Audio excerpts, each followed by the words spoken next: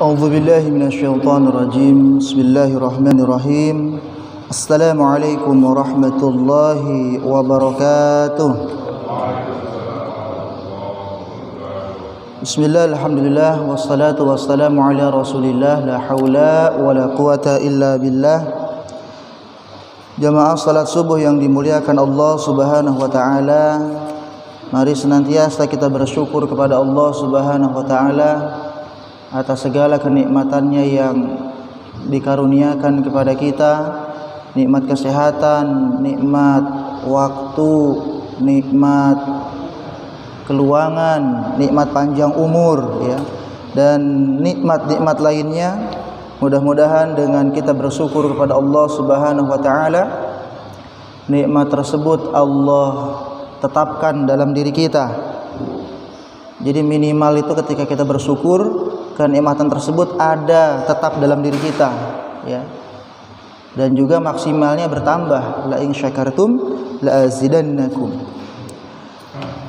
Salawat serta salam semoga senantiasa selalu tercurahkan kepada Nabi kita yang mulia, Nabi yang begitu cinta kepada umatnya, Nabi yang begitu mengkhawatirkan keselamatan kita selaku umatnya. Beliau adalah Rasulullah sallallahu alaihi wasallam. Mudah-mudahan kepada para keluarganya, pada sahabatnya, dan juga pada kita selaku pengikutnya, mudah-mudahan mendapatkan syafaat dari beliau pada hari kiamat nanti. Amin ya rabbal alamin.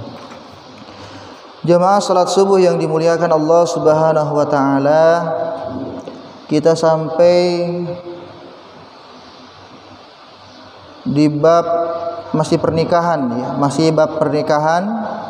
Kita akan bicarakan mengenai wali, kemudian kedudukan wali, kufu, dan lain sebagainya yang masih ada kaitannya dengan pernikahan.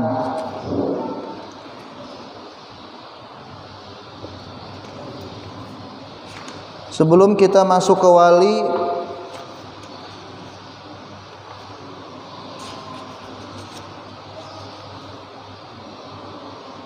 kita akan sedikit menyinggung tentang hikmah poligami, ya. Hikmah poligami ini kita singgung sedikit aja, ya, walaupun sebagai pengetahuan saja gitu, sebagai pengetahuan saja. Walaupun belum ada pelakunya, ya. Bismillahirrahmanirrahim. Hikmah poligami, dibolehkannya poligami oleh Allah hingga 4 orang istri saja adalah karunia dan rahmatnya kepada manusia. Dalam waktu yang sama, laki-laki diperbolehkan menikah dengan lebih dari seorang istri dengan syarat sanggup berbuat adil terhadap mereka dalam urusan belanja dan tempat tinggal seperti yang telah diterangkan sebelumnya. Dan jika takut berbuat zalim dan tidak dapat memenuhi kewajiban yang seharusnya dipikul, diharamkan. Nah, garis bawah ini, ya, garis bawah. Kalau tidak bisa adil, tidak bisa memenuhi tanggung jawab, tidak bisa memenuhi kewajiban yang seharusnya dipikul, diharamkan baginya menikah lebih dari seorang wanita. Terlebih lagi jika dia takut berbuat zalim disebabkan tidak mampu melayani hak walaupun seorang istri, haram baginya nikah hingga ia mampu melaksanakan kewajiban-kewajiban dalam pernikahan, ya. Jadi setelah ikatan pernikahan itu ada yang namanya hak dan kewajiban. Supaya bisa beriringan antara hak dan kewajiban, tunaikan saja kewajibannya, nanti hak menyusul. Kalau masing-masing pasangan menyadari kewajibannya masing-masing, kewajiban seorang suami begini, nah, ditunaikan. Kemudian seorang istri pun akan memahami kewajibannya sebagai seorang istri. Jadi tidak menuntut hak. Kalau menuntut hak nanti timbulnya berantem. Wah, hak saya mana? Tunaikan dong, gitu kan? Berantem, ribut jadinya. Tapi kalau sama-sama memahami, melaksanakan kewajiban-kewajibannya tanpa menuntut haknya, nanti dengan sendirinya akan tercukupi, akan terpenuhi. Bagaimana tidak? Kewajiban seorang suami berarti hak untuk seorang istri. Begitupun sebaliknya, kewajiban istri merupakan hak bagi suaminya. Kemudian yang kedua, Islam adalah agama kemanusiaan yang luhur. Kaum muslimin wajib mengembangkan ajaran-ajarannya dan menyampaikannya kepada seluruh manusia. Mereka tidak akan sanggup memikul tugas risalah agama ini kecuali jika mereka mempunyai negara yang kuat dan memenuhi kriteria yang sempurna sebagai negara ideal seperti tentara, ilmu pengetahuan, perindustrian, pertanian, perdagangan dan sebagainya, yang merupakan unsur penting bagi tegak dan berlangsungnya sebuah negara. Negara seperti ini pasti disegani, berwibawa dan punya pengaruh yang besar. Hal-hal seperti ini tidaklah dapat terlaksana dengan baik bila penduduk negara tersebut hanya sedikit. Jadi hikmah poligami yang kedua adalah memperbanyak keturunan. Bahkan Rasulullah akan bangga nanti, bangga dengan banyaknya pengikut beliau sallallahu alaihi wasallam. Nah, itu hikmahnya ya. Baik, kita langsung ke, kalau pembatasan poligami udah jelas 4 ya, dibatasi 4. Walaupun ada pendapat yang lain ya, kita jangan kaget. Kenapa kok di Surabaya ada yang istrinya sampai 9? Mungkin itu memegang pendapat yang lain. Karena kalimat fankihu ma tabalakum minan nisa masna wa sulasa wa ruba' itu ada yang menafsirkan berbeda. Ya. Ada yang menafsirkan masna itu artinya 2, wa sulasa wa-nya itu bukan bermakna au, tapi maknanya dan, dijumlah 2 ditambah 3 ya, wa ruba' ditambah 4, jadi jumlahnya 9. Ada juga yang tafsir beda lagi. Masna itu bukan 2, 2 itu isnain. Masna itu artinya 2 ya, 2 berapa? 4. Wa thulatsa 3 6 tambah 4 10, wa ruba' 4 8, jadi 18. Nah, jangan kaget nanti kalau ketemu kok dia 18. Nah, buat kita ambil yang 4 saja, 4 ya. Satu aja berantem mulu ya. Kemudian wali dalam pernikahan. Definisi wali. Wali adalah suatu ketentuan hukum yang dapat dipaksakan kepada orang lain sesuai dengan bidang hukumnya. Wali itu ada yang umum dan ada yang khusus. Yang khusus ialah berkenaan dengan manusia dan harta benda. Yang dibicarakan di sini adalah wali terhadap manusia, yaitu masalah perwalian dalam pernikahan. Syarat-syarat wali. Syarat-syarat wali yaitu merdeka, kemudian berakal sehat dan dewasa, baik dia seorang muslim maupun bukan. Budak, orang gila dan anak kecil tidak dapat menjadi wali ya, harus merdeka wali itu. Karena mereka tidak berhak mewalikan dirinya sendiri apalagi terhadap orang lain. Syarat keempat untuk menjadi wali ialah beragama Islam. Jika yang diwalikannya itu orang Islam, non-muslim tidak boleh menjadi walinya orang Islam. Allah berfirman, dan Allah sekali-kali tidak akan memberikan jalan kepada orang-orang kafir untuk memusnahkan orang-orang yang beriman. An-Nisa ayat 141. Di ayat yang lain, hai orang-orang yang beriman, janganlah kamu mengambil orang-orang kafir menjadi wali. Ayat 144 masih di surat An-Nisa. Kemudian wali tidak disyaratkan adil. Seorang wali tidak disyaratkan adil. Jadi seorang yang durhaka tidak kehilangan hak menjadi wali dalam perkawinan, kecuali bila kedurhakaannya melampaui batas-batas kesopanan yang berat.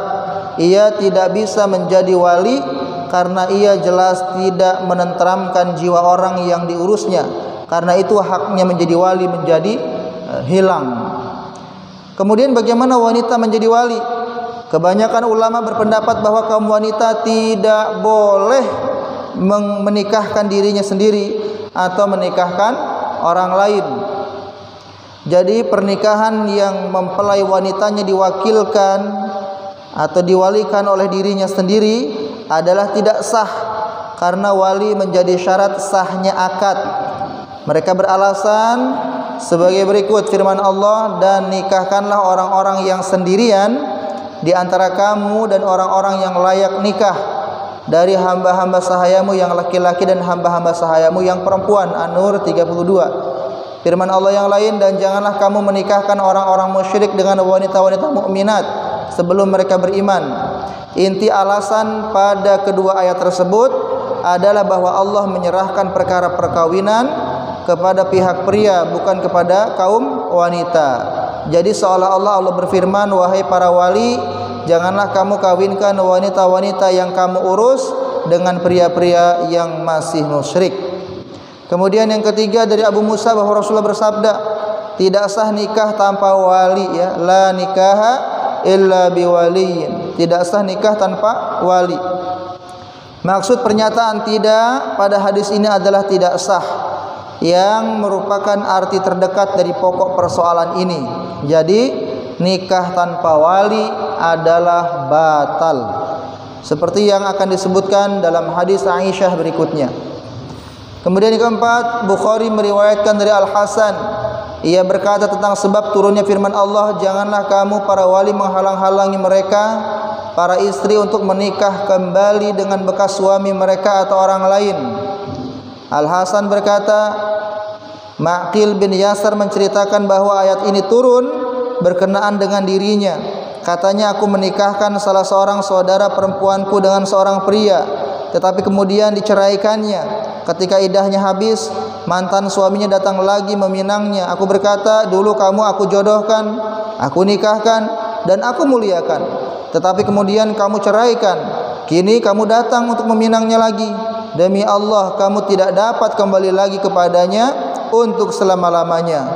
Lelaki ini orangnya biasa saja, akan tetapi bekas istrinya itu ingin kembali kepadanya. Allah lalu menurunkan ayat, maka janganlah kamu, yaitu para wali, menghalang-halangi mereka. Setelah itu aku berkata, sekarang aku menerima wahai Rasulullah. Dengan ucapannya aku pun menikahkan saudaraku itu kepadanya. Hadis riwayat Al-Bukhari. Al-Hafiz dalam Fathul Bari berkata, yang paling tepat dari sebab turunnya ayat tersebut adalah riwayat ini, dan sekaligus merupakan alasan yang kuat tentang hukum wali. Karena kalau wali itu tidak ada, untuk apa disebut menghalang-halangi? Kalau wanita boleh mengawinkan dirinya sendiri, tentu ia tidak perlu kepada saudara laki-lakinya tersebut. Sebab barang siapa yang perkaranya menjadi kekuasaannya sendiri, tentulah tidak akan dikatakan kepada orang lain menghalang-halanginya, jika memang tidak setuju pada tindakannya. Nah, jadi di antara rukun nikah itu ada wali, ya. Rukun nikah ada wali. Mempelai laki-laki, mempelai perempuan, kemudian ada ijab, qabul. Nah, ijab ini yang menyampaikan adalah walinya. Saya nikahkan engkau, ya. Kita kenal dengan istilah kawin lari. Nah, kawin lari ini walinya siapa? Walinya penghulu katanya. Nggak bisa begitu, ya. Dulu saya pernah ikut kajian bahwa yang namanya wali hakim itu sekecamatan cuma satu, kepala KUA itu. Jadi nggak sembarang orang bisa jadi wali hakim, ya. Wali hakim begitu, ketat sekali. Dan juga wali hakim nggak langsung menikahkan, nggak gitu. Ditelusuri dulu, kenapa, apa sebabnya, kok keluarganya tidak mau menjadi wali. Telusuri, sangat teliti gitu, ya, nggak sembrono. Enggak yang terjadi di sebagian wilayah kita kan begitu kan, nikah siri, ngumpet bawah tangan. Itu yang rugi perempuan, itu kan nggak ada suratnya, belum lagi kalau punya anak mau sekolah kan harus ada kakak, ya. Harus ya ada kakak kan, syarat kakak itu ada buku nikah. Panjang ke depannya, ya, panjang, harus berpikir panjang ke depannya, jangan terlalu bersemangat. Mau nikah akhirnya aturan-aturan kita, karena kita bernegara ini kan harus sesuai dengan hukum yang berlaku, ya. Sah itu baik sah secara agama maupun sah di mata hukum, sah menurut negara. Kemudian wajib meminta izin wanita. Sekalipun ada perbedaan pendapat tentang hak wanita menjadi wali, wajib bagi wali untuk terlebih dahulu menanyakan pendapat calon istri dan mengetahui keridhoannya sebelum diakad nikahkan. Iya, tanya dulu. Tanya ya si calon mempelai perempuannya, ini ridho dinikahkan ya, menerima dengan pernikahan ini, tanyakan. Hal ini karena perkawinan merupakan pergaulan abadi dan persekutuan suami istri. Ya, pernikahan itu adalah proyek seumur hidup, bukan sebulan, 2 bulan, setahun, 2 tahun. Pernikahan itu proyek seumur hidup, karena yang akan menjalaninya ya kan, ya kalau saya sebagai kakak dulu pernah menikahkan adik perempuan saya, kita tanya, karena yang akan menjalani adik perempuan saya kan, proyek seumur hidup. Kita tanya, bagaimana, suka dengan pernikahan ini, ridho? Ya udah, kalau ridho kita langsungkan, supaya langgeng, tetap serasi, kekalnya cinta dan persahabatan yang tidaklah akan terwujud apabila keridhaan pihak calon istri belum diketahui sebelumnya. Karena itu Islam melarang kita menikahkan dengan paksa ya, baik gadis maupun janda, dengan pria yang tidak disenanginya. Akan menimbulkan konflik nanti. Kita kan nikah dijodohi ya, saya nggak cinta sama kamu. Wah, jadi berantem. Akad nikah tanpa kerelaan wanita tidaklah sah. Ada yang mengatakan tidak sah bahkan ya. Ia berhak menuntut dibatalkannya perkawinan yang dilakukan oleh walinya dengan paksa tersebut. Apa alasannya? Ibnu Abbas berkata bahwa Rasulullah bersabda, "An Ibnu Abbas anna Nabi sallallahu alaihi wasallam qala, "As-sayyibu ahaqqu bi nafsiha min waliha wal bikru tusta'dhanu fi nafsiha wa idhnuha sumatuha." Janda lebih berhak menentukan nasib dirinya dibandingkan walinya, sedangkan gadis hendaklah dimintai izinnya dalam menentukan nasib dirinya. Adapun tanda memberi izin adalah jika dia diam. Nah, diam cukup. Kamu mau dinikahi sama si fulan, dia diem, berarti dia setuju ya, setuju. Itu kalau gadis setuju. Mungkin dia malu, gak mau ngomong ya, dia diem. Kemudian Abu Hurairah berkata bahwa Rasulullah bersabda, janda tidak boleh dinikahkan sebelum dimintai persetujuannya, dan gadis tidak boleh dinikahkan sebelum dimintai izinnya. Mereka bertanya, wahai Rasulullah, bagaimana tanda izin anak gadis? Rasulullah menjawab, dia berdiam diri. Kemudian kita masuk ke perkawinan gadis di bawah umur. Pembahasan menyangkut wanita dewasa udah kita, yang tadi di atas ini yang tadi udah dibahas, itu pembahasan menyangkut wanita dewasa. Bagaimana bila gadis itu masih tergolong anak-anak? Ayah kandung dan kakeknya boleh mengawinkan mereka tanpa persetujuannya, sebab dalam usia itu ia belum mempunyai pendapat yang perlu diperhitungkan. Jadi ayah kandung dan kakeknya lah yang mengurus dan memelihara haknya dengan baik. Abu Bakar telah menikahkan Aisyah dengan Rasulullah sewaktu Aisyah masih anak-anak tanpa persetujuannya terlebih dahulu, sebab pada usia demikian persetujuannya tidak dapat dianggap sempurna. Lalu sesudah balik ia tidak punya hak menolak atau menerima. Ini kalau tentang usia Aisyah ketika menikah, ini ada perbedaan pendapat. Dulu waktu saya masih kecil tuh ngaji 6 tahun nikah. Tapi referensi berikutnya tidak. Beliau menikah sudah besar, sudah usia 9 tahunan lah. Namun berumah tangganya sudah usia belasan, artinya sudah besar ya. Dan ini sama orang-orang musuh-musuh Islam dijadikan senjata. Dijadikan senjata bahwa Rasulullah menikah dengan anak-anak, artinya jadi senjata. Padahal kalau ditelusuri ya, sejarahnya dibandingkan dengan usia siapa ya, Asma kalau nggak salah itu usia sekian. Wah, secara logis yang masuk akal nggak usia 6 tahun Aisyah menikah itu ya. Itu usia 9 atau lebih. Dan berumah tangganya ketika sudah baligh. Golongan Syafi'i menganjurkan agar ayah dan kakek tidak mengawinkan wanita yang masih anak-anak sehingga ia cukup dewasa, dan dengan seizinnya agar si anak nantinya tidak jatuh ke dalam genggaman pria yang tidak disukai. Golongan Syafi'i malah menganjurkan tidak dilakukan menikahi anak-anak ya. Kebanyakan ulama berpendapat bahwa wali selain ayah dan kakek tidak boleh mengawinkan wanita-wanita yang masih anak-anak. Jika ini terjadi, hukumnya tidak sah.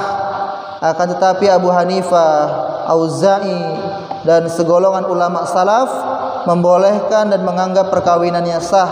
Tetapi ketika si perempuan telah balik, ia berhak memilih.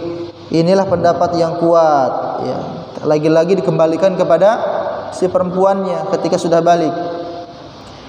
Hal ini merujuk pada riwayat bahwa Nabi menikahkan Umamah binti Hamzah yang masih kecil. Kemudian setelah dewasa, beliau memberikan hak khiyar kepadanya. Hak khiyar itu memilih, ya, mau lanjut atau tidak, ya. Kalau di kita istilahnya apa? Kawin gantung, ya. Kawin gantung. Punya anak masih kecil, kita nikahkan juga, kawin gantung. Di sini Nabi bertindak sebagai kerabatnya yang terdekat dengan walinya. Jadi bukan karena kedudukannya sebagai Nabi. Kalau Nabi bertindak dalam kedudukan sebagai Nabi, sudah tentu Umamah tidak mempunyai hak untuk khiyar, kendati pun setelah ia dewasa. Kemudian ada istilah wali muzbir. Apa itu wali muzbir? Bagi orang yang kehilangan kemampuannya, seperti gila, anak-anak yang masih belum mencapai usia tamyiz, boleh dilakukan wali muzbir atas dirinya, sebagaimana dengan orang-orang yang kurang kemampuannya, seperti anak-anak dan orang yang akalnya belum sempurna tapi sudah berusia tamyiz. Yang dimaksud dengan berlakunya wali muzbir yaitu seorang wali berhak mengakad nikahkan orang yang diwalikan di antara golongan tersebut tanpa menanyakan pendapat mereka terlebih dahulu. Akadnya berlaku juga bagi orang yang diwalikannya tanpa melihat ridho atau tidaknya. Agama mengakui wali muzbir ini karena mengutamakan kepentingan yang diwalikan. Karena orang yang kehilangan kemampuan atau kurang kemampuannya tentu tidak dapat memikirkan kemaslahatan dirinya. Di samping itu ia belum mempunyai akal yang dapat digunakan untuk mengetahui kemaslahatan akad yang dihadapinya. Jadi segala tindakan dan persoalan yang dilakukan oleh anak kecil, orang gila, atau orang yang kurang akalnya harus dikembalikan kepada walinya.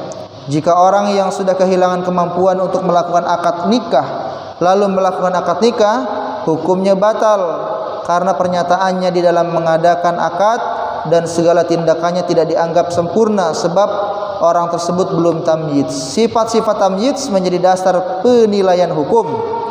Adapun jika orang yang kurang kemampuannya lalu melakukan akad nikah, hukumnya sah asalkan syarat-syaratnya yang lazim dapat dipenuhi dengan sempurna. Di samping ada izin dari wali.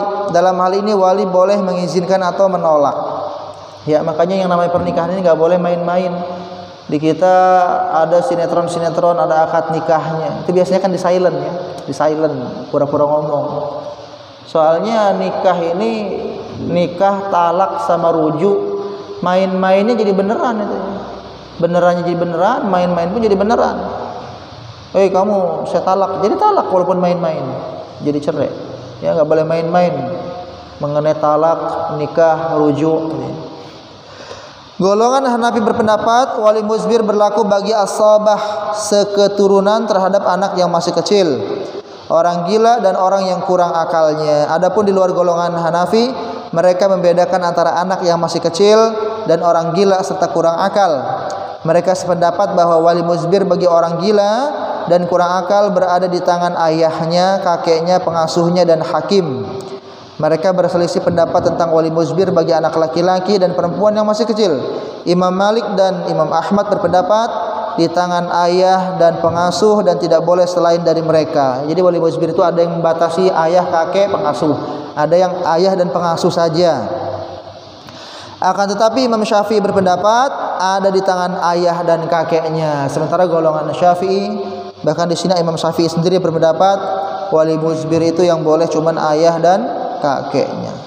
Siapakah wali itu? Jumhur ulama seperti Malik, Ats-Tsauri, Laits dan Syafi'i berpendapat bahwa wali dalam pernikahan adalah ahli waris, tetapi bukan paman dari ibu, ya, tetapi bukan paman dari ibu, bibi dari ibu, saudara seibu dan keluarga zawil arham. Syafi'i berkata nikah seorang wanita tidak dapat dilakukan kecuali dengan pernyataan wali qarib, ya, wali yang dekat. Jika ia tidak ada, boleh diwakilkan oleh wali yang jauh. Jika ia tidak ada juga, hakim sebagai walinya. Tertib wali menurut Imam Syafi'i adalah ayah. Kalau ayah enggak ada, kakek.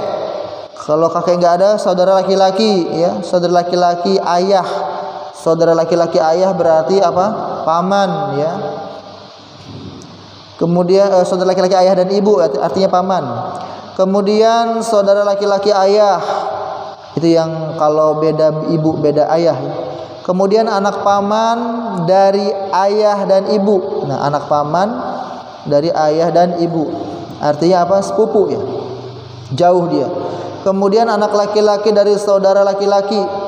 Anak laki-laki saudara laki-laki, ponakan, ya, ponakan. Kemudian paman dari ayah, pamannya ayah, kakek berarti, ya. Pamannya ayah kakek kan, adiknya kakek itu. Kemudian anak paman dari ayah dan seterusnya.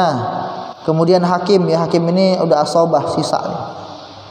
Ini bermakna seorang tidak boleh menjadi wali nikah selama masih ada keluarga yang lebih dekat, sebab ia lebih berhak dengan adanya pertalian asabah. Jadi masalah ini hampir sama dengan hukum waris. Sekiranya seorang di antara mereka menjadi wali nikah dengan tidak mati susunan tersebut, tentu nikahnya tidak sah, ya. Tidak sah. Kalau di kita kadang-kadang diwakilkan sama KUA, ada ijab qabul dulu, ya. Pak, saya wakilkan, tolong nikahkan anak saya. Itu kan sama aja bapaknya menikahkan, cuman minta tolong sama penghulu. Soalnya tugas penghulu memang bukan menikahkan, Pak, ya. Penghulu itu tugasnya cuma mencatat secara administrasi supaya tercatat di kantor urusan agama. Itu tugas penghulu yang sebenarnya. Saya pernah dulu mengantarkan adik saya itu nikah, ketemu jodohnya orang Rajek apa Rajek, ya, sana. Waktu itu nungguin penghulu belum datang. Akhirnya dinikahin sama tokoh masyarakat. Ada tokoh masyarakat yang dinikahin, ya, sama bapaknya di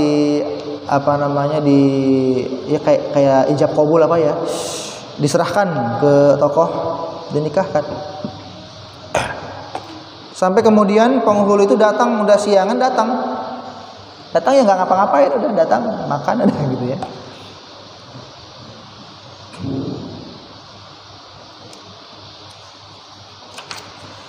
Kemudian laki-laki mengawini perempuan yang diwalikan. Laki-laki boleh mengawini perempuan yang berada dalam perwaliannya tanpa menunggu persetujuan wali lainnya, dengan syarat perempuan tersebut rela menjadi istrinya. Dari Sa'id bin Khalid, dari Ummu Hakim binti Khalid, ia berkata kepada Abdurrahman bin Auf, lebih dari seorang yang telah datang meminangku.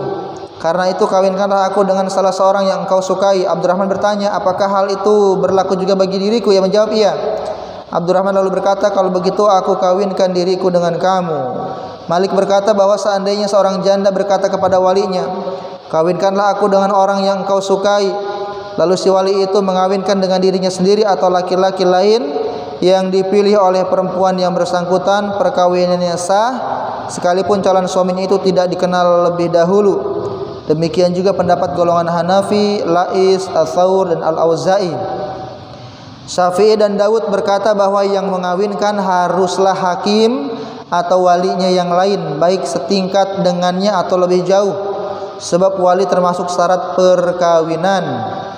Jadi pengantin tidak boleh menikahkan dirinya sendiri, sebagaimana seorang penjual yang tidak boleh membeli barangnya sendiri.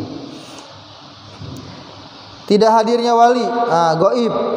Jika wali terdekat yang memenuhi syarat-syarat tidak hadir, wali yang jauh yang juga sama-sama hadir pada waktu itu, jika wali terdekat yang memenuhi syarat-syarat itu hadir dalam upacara akad nikah, wali yang jauh yang juga sama-sama hadir tidak berhak menjadi wali. Misalnya jika ayah hadir, saudara laki-lakinya tidak boleh menjadi wali. Begitu juga paman dan lain-lainnya. Jika salah seorang dari mereka menangani akad nikah perempuan yang masih kecil atau di bawah umur, tetapi tanpa melalui persetujuan atau pemberian kuasa dari ayahnya, hukumnya tidak sah. Akad nikah tersebut dianggap sah bila ada persetujuan dari orang yang menjadi walinya, yaitu ayah kandungnya sendiri. Bila wali terdekat tidak hadir atau gaib, sedangkan peminang tidak mau menunggu lebih lama persetujuannya, hak perwaliannya berpindah kepada wali berikutnya. Hal ini agar tidak menyebabkan terganggunya kemaslahatan. Apabila wali tidak hadir, ia datang di kemudian hari, ia tidak mempunyai hak untuk membatalkan tindakan wali penggantinya yang terdahulu, karena ketidakhadirannya dipandang sama dengan ia tidak ada. Nah, demikian pendapat mazhab Hanafi. Adapun mazhab Syafi'i berpendapat bahwa apabila perempuan yang diakadkan oleh wali yang lebih jauh sedangkan wali yang lebih dekat hadir, nikahnya batal. Sama ya seperti tadi. Intinya tadi berurutan. Ya, walinya hadir semua, ya tetap yang lebih dekat yang berhak untuk menikahkan, yang lebih dekat yaitu ayah, kemudian kakek dan seterusnya.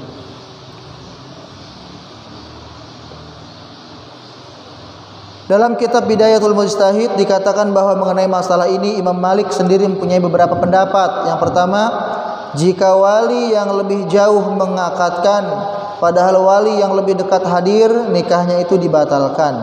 Yang kedua, nikahnya sah. Yang ketiga, wali yang lebih dekat berhak menerima atau membatalkan. Ya, udah terjadi akad nikah nih, tanya ke wali yang dekat, gimana nih?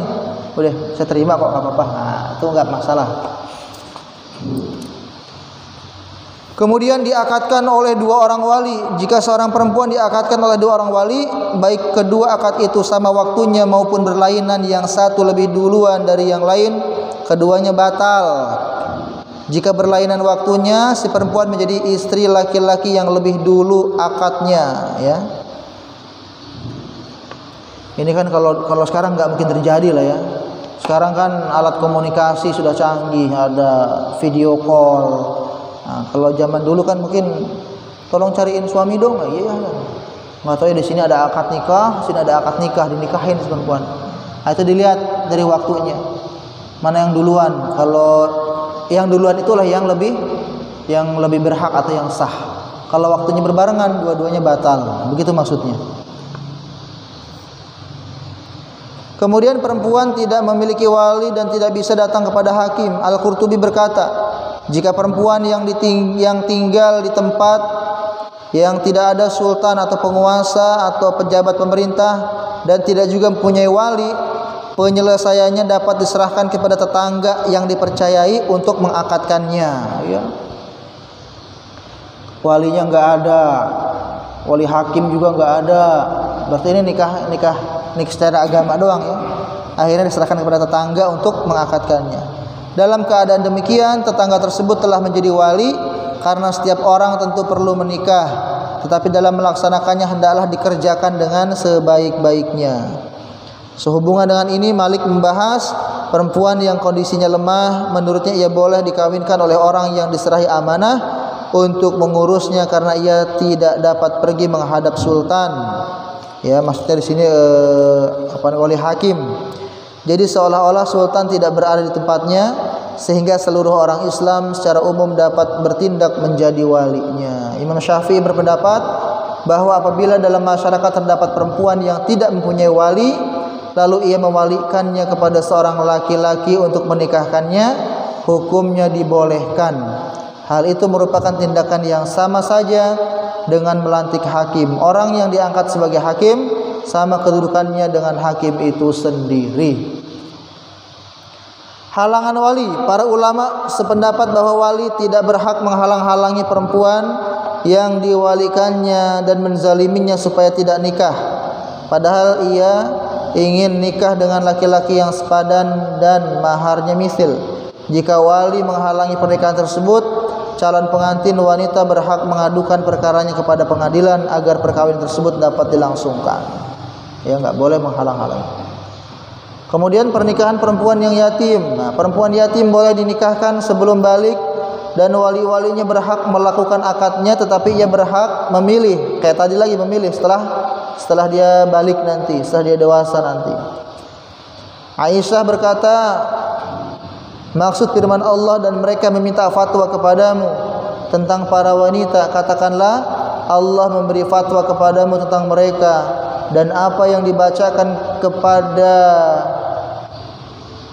mereka dalam Al-Quran tentang para wanita yatim yang kamu tidak memberikan kepada mereka apa yang ditetapkan untuk mereka, sedang kamu ingin mengawini mereka.